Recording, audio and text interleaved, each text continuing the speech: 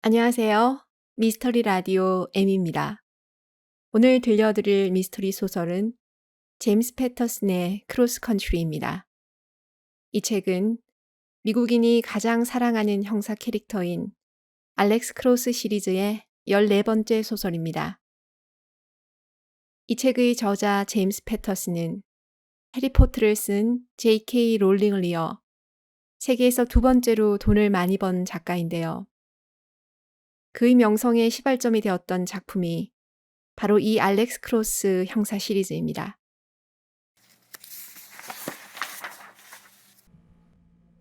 조지타운, 워싱턴 DC. 가족 이름은 콕스. 아버지는 잘 나가는 변호사. 타깃은 어머니 엘리 랜덜 콕스. 110kg가 넘는 거구의 타이거라고 불리는 그 남자는 팀원들에게 총 한 자루씩과 코카인 1g을 나누어 줍니다. 어머니는 내 거다. 나머지를 죽여라. 오늘 밤 타이거의 두 번째 미션은 미국인들을 공포에 몰아넣는 것입니다. 그들이 느끼는 안락함과 안전함이 얼마나 우스운 것인지를 보여주는 거죠. 그는 길 건너 콕스의 집을 다시 한번 살핍니다. 세로로 길게 난 창으로 가족들의 서성이는 모습이 보입니다. 타이거의 옆에서 소년들이 안절부절 못하며 기다리고 있습니다. 지금이다. 출동한다. 눈 깜짝할 사이에 콕스의 현관 앞에 도착한 그들은 자물쇠를 세미오토 총구로 부수고 집 안으로 들어갑니다. 거실에서 콕스의 아이들이 소리를 지르기 시작합니다. 아버지는 벌떡 일어나 자기 몸으로 아이들을 지키려는 듯 맞고 섭니다. 넌 정말 구제불능이군. 어떻게 네 집안에서조차 가족을 지키지 못하는 거지? 곧 아버지와 두 아이가 거실 벽을 등지고 서 있습니다. 타이거는 팀원 중 가장 어린 소년을 나오라고 손짓합니다. 아버지를 쏴버려. 11살짜리 그 소년은 자기 손보다도 더 큰 권총을 들어 떨고 있는 아버지의 이마를 쏩니다. 다른 소년들이 환호를 하며 거실을 향해 무작정 총을 쏘기 시작합니다. 아름다운 가구들이 뒤집어지고 거울과 유리가 박살나 소나기처럼 쏟아집니다. 콕스의 아이들은 서로를 붙들고 울고 있습니다. 그때 2층에서 아이들의 어머니가 소리를 지르며 달려옵니다. 아이들은 건드리지 마. 난 네가 누군지 안다고. 콕스의 두 아이들이 자기 어머니에게 다가가려고 하지만 타이거의 소년들이 사방으로 총을 쏘대는 바람에 쉽지가 않습니다. 아가, 도망쳐. 2층으로 가서 유리창으로 뛰어내려. 아이들의 어머니가 소리칩니다. 내가 누군지 알잖아, 마더. 그렇다면 이게 어떻게 끝날 건지 너 알 텐데. 넌 처음부터 다 알고 있었어. 이 모든 불행은 바로 당신이 자초한 거야. 당신이 당신 가족을 다 죽이는 거라고.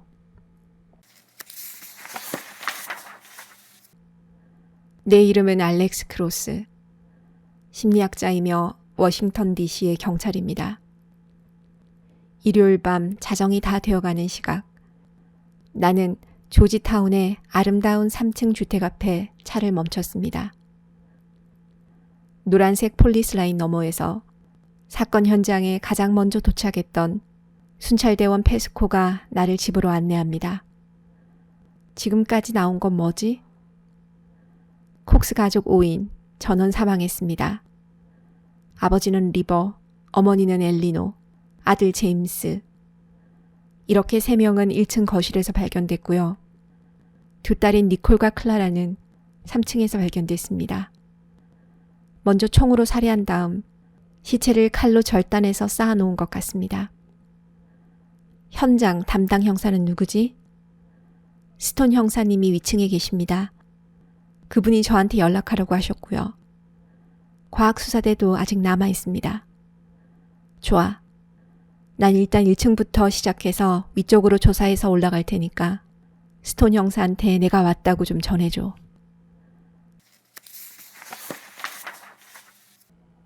범인들은 누군가를 겁주려고 했어. 근데 누굴 겁주려고 했던 걸까? 일단 이 사망한 피해자들은 아니야. 나는 그렇게 생각하며 천천히 거실을 훑어봅니다. 거실과 부엌의 거의 모든 가구가 부서지고 넘어져 있습니다. 벽에는 뭔가로 내리쳐서 움푹 패인 흔적들이 곳곳에 있고 샹들리에는 밝은 색깔의 카페트 위에 산산조각이 나 있습니다.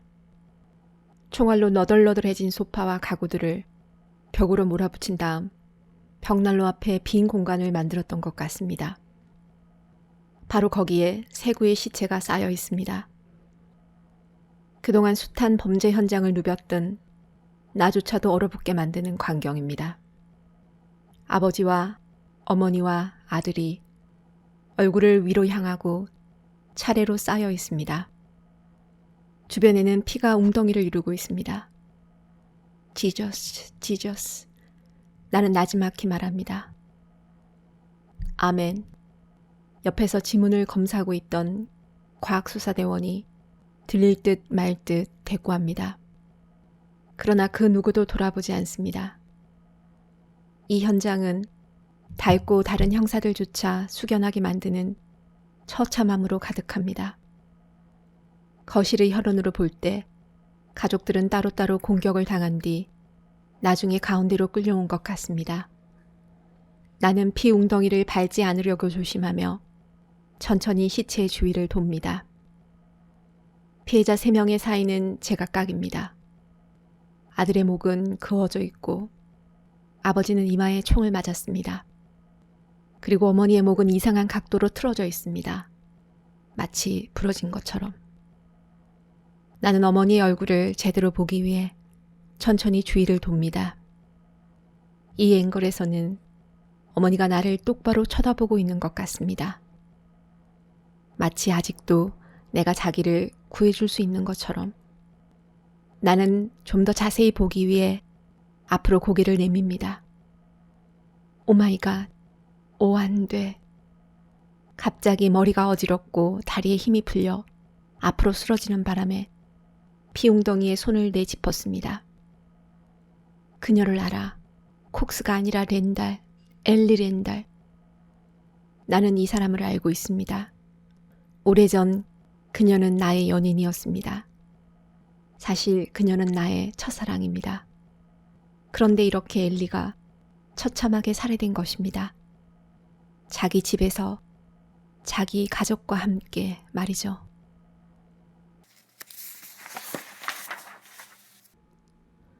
옆에 있던 과학수사대원이 나를 일으켜주려고 다가오지만 나는 혼자서 벌떡 일어나며 아무 일 없다고 말합니다.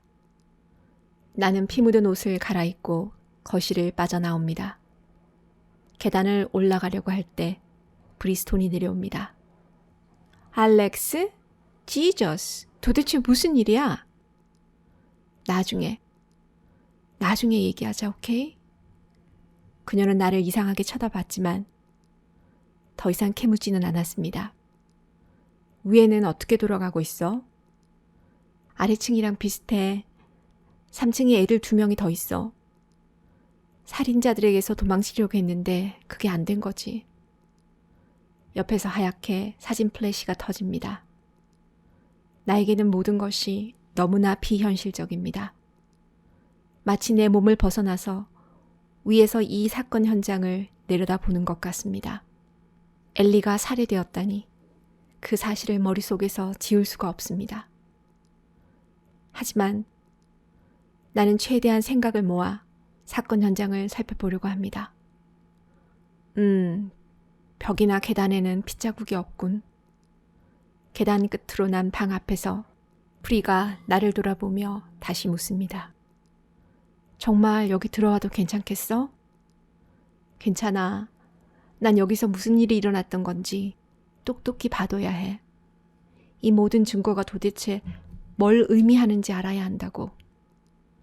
방에는 어린 2 소녀의 시체가 지그재그로 쌓여 있고 하얀색 커튼이 드리워진 침대는 누군가가 도끼질이라도 한 것처럼 가운데가 부러진 채 두동강 나 있습니다.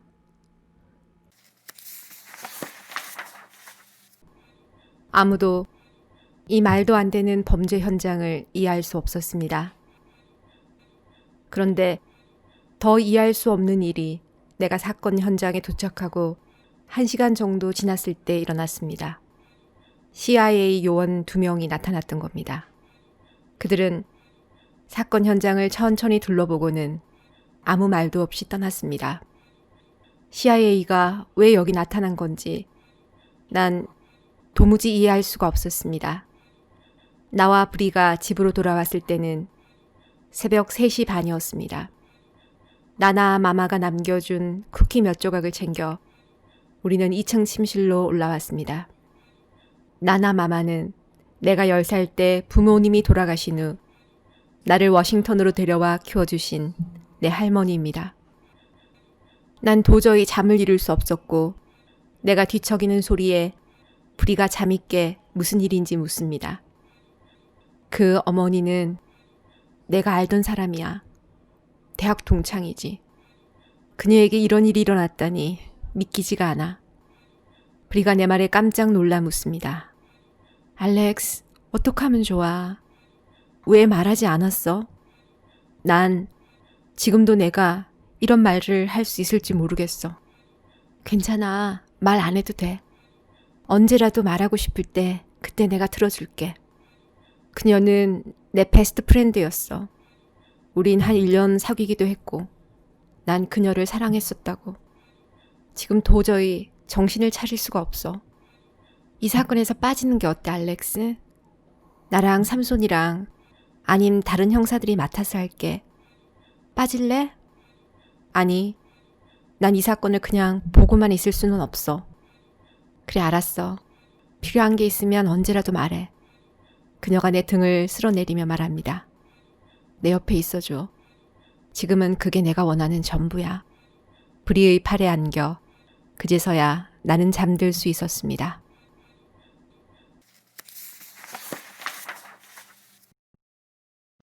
이건 뭘까요? 분홍색입니다. 신문입니다.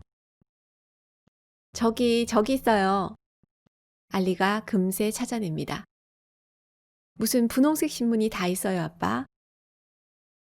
엘리의 가족들이 비참하게 살해된 다음 날, 나는 새벽까지 출근하는 대신 아이들을 학교에 데려다 주기로 했습니다. 제니는 내년에 고등학교 진학을 앞두고 있고, 막내 알리는 이제 막 학교를 시작합니다. 나는 엘리 가족의 끔찍한 마지막 모습을 억지로 기억에서 몰아내며 가장 활기찬 아빠의 얼굴을 하고 묻습니다. 다음 차례는 누구지? 내가 할게요. 이건 뭘까요? 이건 결안 한 커라고 합니다. 뭐? 결안 뭐라고 누나? 결안 한 커. 결혼도 안 하고 한 집에 사는 커플. 브리가 제니의 어깨를 잡으며 묻습니다. 도대체 그런 말은 어디서 들은 거니? 크리스요. 걔네 엄마가 그랬대요. 아빠랑 아줌마랑 그렇고 그런 사이라고. 브리와 나는 불편한 눈빛을 주고받습니다. 이 얘기는 언제라도 터져 나올 거였습니다. 그녀와 내가 연인이 된 건 1년이 넘었고 요즘은 상당한 시간을 우리 집에서 함께 보내는 중입니다. 제니, 내 생각엔 너와 크리스가 이런 얘기를 나누지 않았으면 하는데. 아빠 걱정 마요. 나도 크리스한테 자기 엄마한테 남일에 신경 쓰지 말라고 전화를 했어요. 나나 마마가 괜찮으면 다 괜찮은 거잖아요. 내가 아는 한 나나 마마보다 구식은 더 없으니까요. 나나 마마는 10살 때부터 줄곧 나를 키워준 80이 넘은 나의 할머니입니다. 아빠, 누나, 뭐가 그렇게 재밌는데요? 나도 좀 알려주세요. 나는 알리를 안아 목마를 태우며 말합니다. 너한텐 5년 후에 말해줄게. 어차피 나도 다 안다고요. 아빠와 브리가 사랑하는 사이라는 거. 그거 모르는 사람이 어딨어요? 근데 사랑하는 건 좋은 거니까 괜찮아요. 학교 앞에서 알리를 내려놓습니다. 이따 봐 꼬맹이. 이따 봐 누나. 아이들의 큰형 데이먼이 프랩스쿨로 떠난 이후 막내 알리는 부쩍 더 제니를 따릅니다. 주말 저녁마다 누나 침대 바닥에 에어 매트리스를 펴놓고 자곤 하는데 그것을 자기의 둥지라고 부르죠. 막내 알리를 먼저 학교에 들여다보내고 맞은편 학교로 제니를 보내기 전 나는 제니를 안고 말했습니다. 사랑해 스위티. 나한테는 너랑 알리랑 데이먼이 세상에서 제일 소중하고 특별한 거 알지? 제니는 주변에 듣는 사람이 없는지 살펴본 다음 재빠르게 말하고 달려갑니다. 나도 그래 아빠. 저녁에 봐요. 제니가 학교로 들어가자 브리가 팔짱을 끼며 묻습니다. 그래서 이제 이 세상 사람들이 다 당신이랑 브리가 사랑에 빠진 걸 알게 됐다 이거죠? 글쎄 내가 뭘 알겠어. 그게 요즘 이 동네에 떠다니는 루머라는데. 나는 웃으며 그녀에게 키스를 합니다.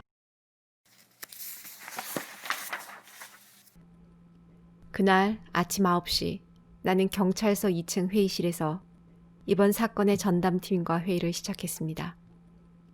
검시반에서 닥터 폴라가 회의에 참석했습니다.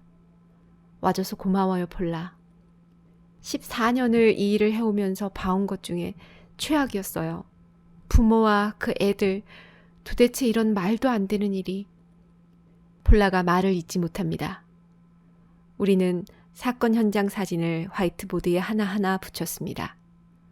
나는 사진들을 모두 A4 용지 크기로 출력하게 했습니다. 사건 현장을 직접 보지 못한 형사들에게 조금이라도 더 현장의 참혹함을 전달하고 싶었기 때문입니다. 회의 시작 후 첫 15분 정도는 내가 직접 사건의 기요를 설명했고 그 다음부터는 검시관인 폴라가 맡았습니다. 피해자들의 상처를 통해 추측해보면 살인 무기나 살인에 사용된 힘이나 살인 능숙도가 여러 가지인 것으로 보입니다. 적어도 하나 이상의 칼은 톱니 모양인 것으로 보이고요. 또 엄청나게 큰 칼도 있었던 것으로 보입니다. 사지를 절단한 면은 전혀 깨끗하지 않았어요. 아마도 칼질을 여러 번 해서 잘라낸 것으로 보입니다. 몽크 제프리라는 이름의 형사가 묻습니다. 그럼 살인자들이 지금 살인 연습 중이라고 생각하는 겁니까? 이런 살인 경험이 없을 거라고 추정하는 건가요? 딱 잘라 말할 순 없지만 그렇다고 해도 놀라울 건 없을 것 같아요. 폴라가 말합니다. 맞아 몽크. 그들은 지금 살인 연습 중이야. 여기 이 현장에는 뭔가 젊은 기운이 느껴져. 내가 폴라의 말을 잇습니다. 젊은 기운이라면 경험이 부족하다는 의미인가요? 제프리가 묻습니다. 아니, 말 그대로 젊다는 거야. 일단 이 사체의 절단면이라든가 두동강난 침대라든가 전체적으로 온 집안을 박살내 놓은 모습이 뭔가 미성년자의 충동적인 행동 같아 보인다는 거지. 또 살인자는 5명이나 그 이상일 거라고 추측할 수 있어. 일단 가택 침입 사건으로는 적지 않은 숫자야. 이런 모든 걸 종합해 볼 때 몇 가지 가능성을 생각할 수 있는데 첫째 갱, 둘째 사이비 종교, 셋째 마피아. 이런 순서야. 갱이요? 갱들이 이렇게 말도 안 되게 한 가족을 처참하게 몰살시킨 적이 있나요? 뒤쪽에 앉은 누군가가 묻습니다. 갱이든 뭐든 이런 참혹한 사건은 보지도 듣지도 못했지. 난 셋째 마피아라는데 $10를 걸지. 누구 나랑 내기할 사람 없어? 누군가가 이렇게 말하자 몇몇이 따라 웃습니다. 나는 들고 있던 공책을 집어 던졌습니다. 공책은 반대편 벽을 맞고 타일 바닥으로 떨어집니다. 이런 행동은 전혀 나답지 않은 것이었고 평소에 나를 알고 지내던 그곳의 모두가 순식간에 조용해집니다. 브리스톤과 내 전 파트너이자 어릴 적 친구 존 삼소는 걱정스러운 눈빛을 주고받습니다. 아무래도 내가 이 사건을 맡기에 적합하지 않다고 생각하는 것 같습니다. 브리가 일어나 모두에게 담당 업무를 나누어주며 말합니다. 자, 우리 최선을 다해 한번 뛰어보자고요. 퇴근하기 전까진 각자 제대로 된 결과물을 한번 내놔봅시다. 나는 갱 담당 부서 친구에게 부탁해 그의 정보원인 라미네즈를 만나기로 했습니다. 그는 44라는 이름의 허름한 바를 운영하고 있었습니다. 아무것도 모른다고 잡아떼던 라미네즈는 친구 형사가 돈을 건네자 입을 열기 시작했습니다. 사실은 요즘 좀 말이 나오긴 해요. 아프리카 사람들이 있다고. 아프리칸 아메리칸 말인가요? 내가 묻습니다. 아프리칸 말이요. 그가 말합니다. 어떤 종류의 아프리카 사람들이죠? 그걸 내가 어떻게 알겠어? 아프리카에서 왔고 흑인 같은 종류의 아프리카 사람들이라고나 할까? 영어를 할 줄 아는 자들인가요? 그럴걸요? 뭐 내가 직접 대화를 해본 적은 없으니 잘 모르지만 듣자 하니 그 사람들은 닥치는 대로 뭐든 한다던데 살인 청부도 받고 마약도 팔고 강도도 하고 동네 양아치들처럼 그렇게 호락호락한 상대가 아니라는 건 확실하지.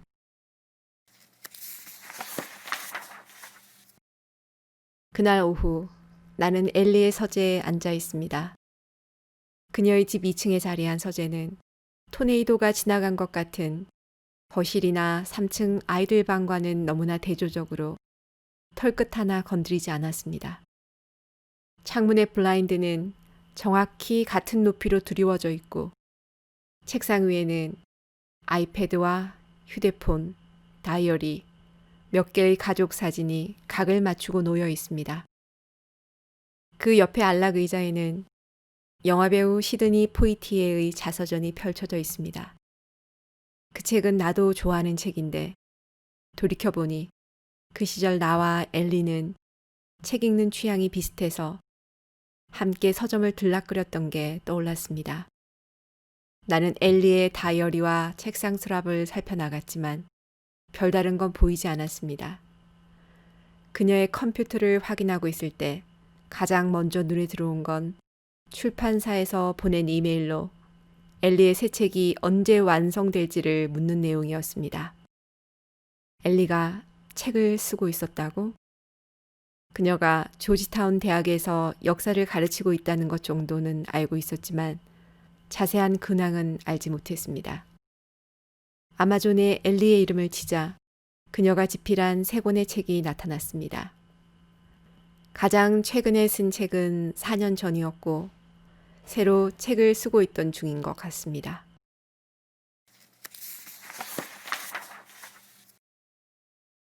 그녀의 서재를 샅샅이 뒤져 300페이지 정도 되는 새 책의 원고를 찾아냈습니다.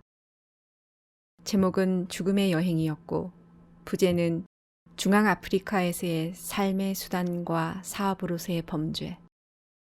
원고 안에는 워싱턴에서 나이지리아 라고스로 가는 왕복 비행기 티켓이 들어있었습니다. 엘리는 2주 전에 라고스에서 돌아왔던 겁니다. 원고를 넘기자 아프리칸 스타일의 폭력, 가족 대학살, 이런 소제목들이 보입니다. 나는 의자에 앉아 그 부분들을 읽어나가기 시작했습니다. 나이지리아 전 지역과 특히 수단에는 갱 두목들을 고용하는 사례가 많다. 이 악랄하기로 소문난 갱 두목들과 10대의 어린 아이들로 구성된 그 멤버들은 상상을 초월하는 폭력성과 가학성을 보인다. 그들이 가장 선호하는 목표는 가족 구성원 전부이다. 가족 전체를 학살하는 것은 다른 무엇보다 공포를 불러일으키고 때문에 그들의 악명성을 더 널리 퍼뜨릴 수 있게 하는 것이다. 가족 전부가 자기들이 오두막에서 살해당하는데 어떤 경우에는 기름에 튀겨 죽이기도 한다. 특히 몇몇의 갱 두목들은 이런 방법을 선호하는데 자기들의 트레이드 마크처럼 사용하기도 한다. 나는 엘리의 원고를 복사해서 다 읽어보기로 했습니다. 서재를 떠나기 전 마지막으로 엘리의 가족 사진을 한참 들여다보았습니다. 이 아름다운 집을 배경으로 환하게 웃고 있는 엘리와 남편, 그리고 3명의 아이들. 지금은 비참하게 살해당한 채 차가운 영안실 냉동고에 있는 그들. 엘리, 너와 네 가족을 위해 내가 할 수 있는 건 모두 다 할게. 내가 약속할게. 나는 엘리의 사진 앞에서 이렇게 맹세했습니다.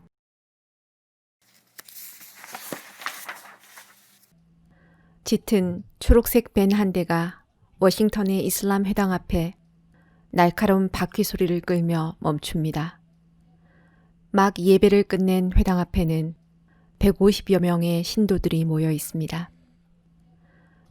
밴에서 회색의 후드를 뒤집어 쓴 총잡이들이 쏟아져 나왔을 때 게디 아메드는 자기가 그들의 타깃이라는 것을 순간적으로 알 수 있었습니다. 타이거의 아이들. 첫 번째 총은 허공을 향한 경고였습니다. 회당 앞의 군중들이 소리를 지르며 회당으로 뛰어들어갑니다. 미처 달아나지 못한 사람들은 바닥에 바짝 엎드려 어떻게든 자신들의 몸으로 아이들을 보호하려 하고 있습니다. 게디 아메드는 손을 높이 든 채 자신의 가족과 반대 방향으로 달립니다. 가족들까지 위험에 빠뜨리는 것보다는 혼자 죽는 게 나아. 그는 생각합니다. 그때 아내 아지자의 비명소리가 들립니다. 그가 소리나는 방향으로 돌아보자 타이거의 갱단들이 아내의 팔을 움켜잡고 들어올려 밴 뒷좌석으로 밀어넣습니다. 그리고는 자신의 아이들 4명까지 밴으로 잡아갑니다. 게디 아메드는 소리를 지르며 재빨리 방향을 틀어 밴을 향해 내달립니다. 그때 회당의 어느 용감한 신도 하나가 총잡이 소년을 향해 주먹을 날립니다. 그러자 그 총잡이는 소리를 지르며 신도를 향해 총을 난사합니다. 그 신도가 피를 흘리며 바닥에 쓰러지자 총잡이는 쓰러진 사람을 향해 한참을 더 총알을 퍼붓습니다. 게디 아메드의 옆에 서 있던 여자 하나가 또 총알에 쓰러지고 다음 총알은 게디의 다리에 날아와 박힙니다. 그가 바닥에 쓰러지자 총잡이 소년 둘이 그에게 달려와 양 겨드랑이를 잡고 그를 밴에 싣습니다. 우리를 어디로 데려가는 거야? 그가 운전사에게 묻습니다. 알라 신에게로. 운전을 하고 있던 타이거가 뒤를 돌아보며 대답합니다.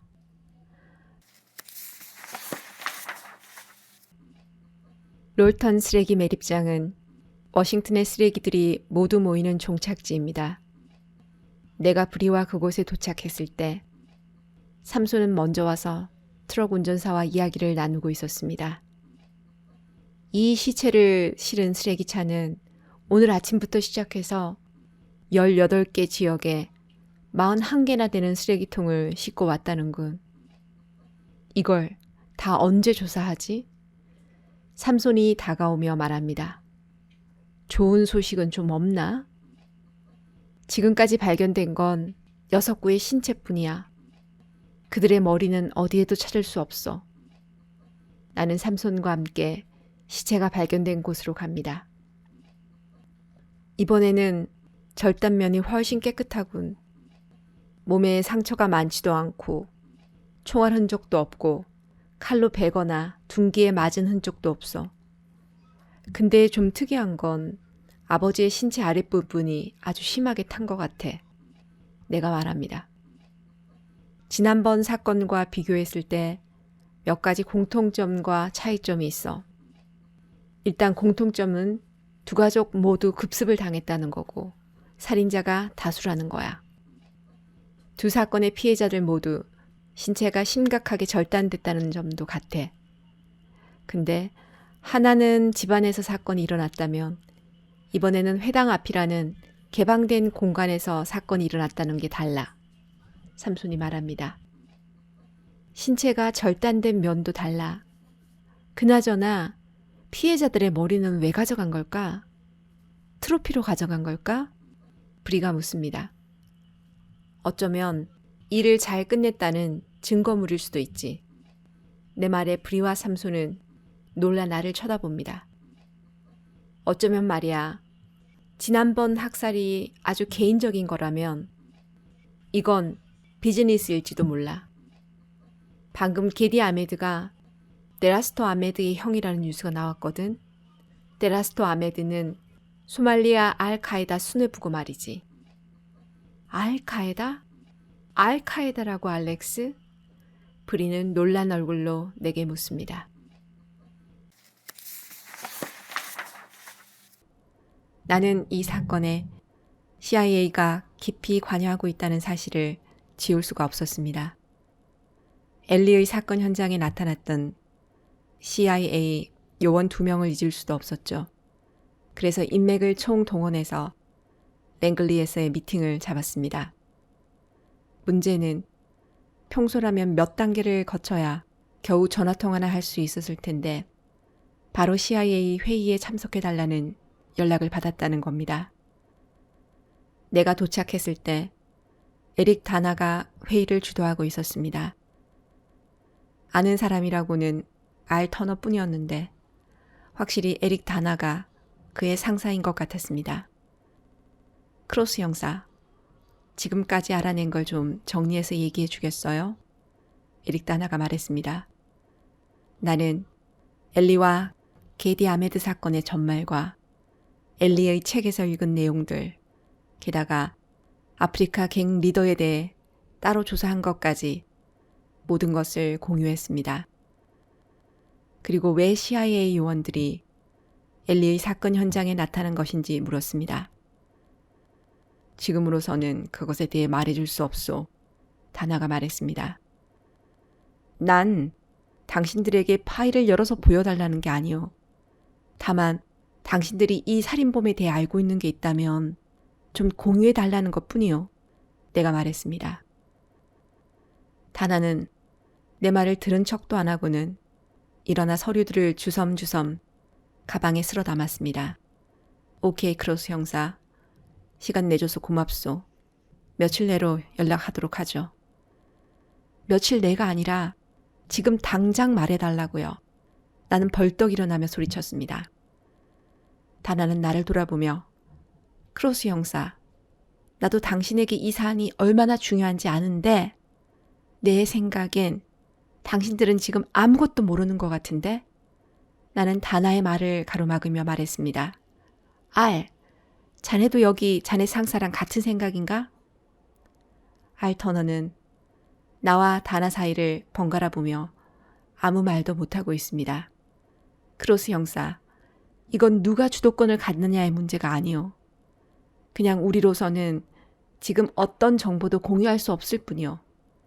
다나는 나중에 연락하겠다는 말만 남기고 그렇게 회의실을 나가버렸습니다.